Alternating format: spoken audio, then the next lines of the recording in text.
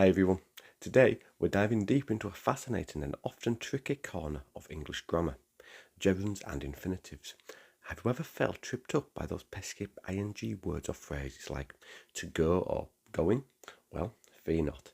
Today we're going to demystify them and empower you to use them with confidence and clarity. Think of it this way. English is a wonderfully flexible language, and gerunds and infinitives are like chameleons, taking on different roles within a sentence. They allow us to add nuance, complexity, and a touch of elegance to our writing and speech. Let's start with the gerund. At its heart, a gerund is a verb that acts like a noun. It always ends in ing. Think of it as a verb in disguise, cleverly pretending to be a thing.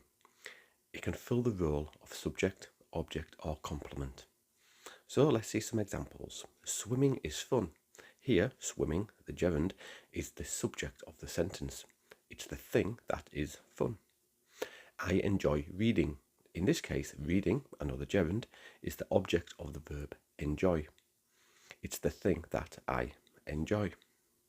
Finally, her favourite activity is painting. Here, painting acts the complement, giving further information about her favourite activity. So, gerunds are versatile, able to work anywhere a noun can.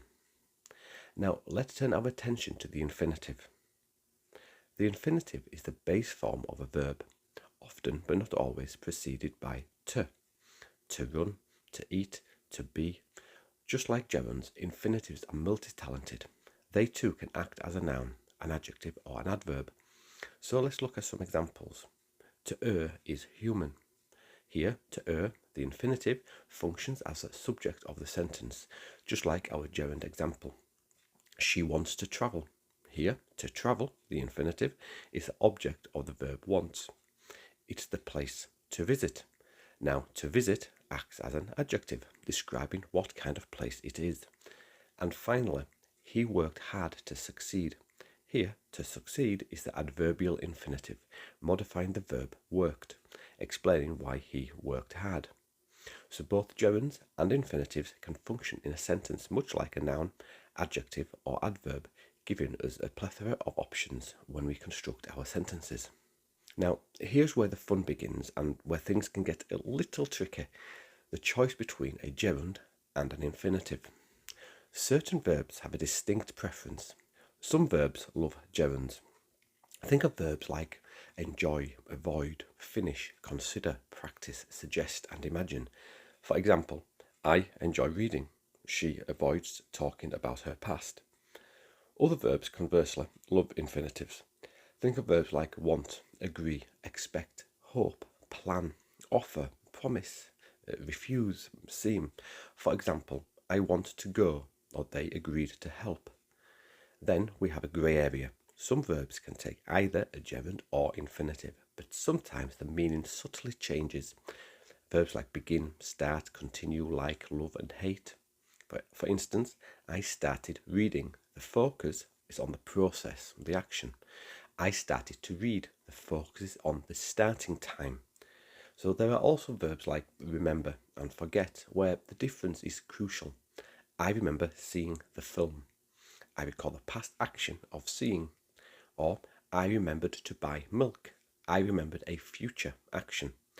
This seems like a lot to take in, doesn't it? But don't worry, it's a journey, not a destination. And the more you read, the more you listen, and the more you practice, the more natural this will become. And let's not forget one crucial rule. After a preposition, you almost always use a gerund. For example, I am interested in reading. She is good at singing. Prepositions like in, at, of, with, by, for, from, about almost always precede a gerund. So how do we make this all manageable? Well, here are my top tips. First, be aware of these verbs and their preferences. Make a note of verbs that usually take a gerund or infinitive. And secondly, read widely. The more you see gerunds and infinitives in context, the better you'll understand how they work. And thirdly, practice, practice, and practice. Write sentences, try different constructions, and don't be afraid to make mistakes. That's how we learn. Lastly, and possibly most importantly, don't get discouraged. This is a process. Mastering gerunds and infinitives might seem daunting, but with a little effort and attention, you can elevate your communication to a whole new level. You'll be able to express yourself with greater precision and elegance.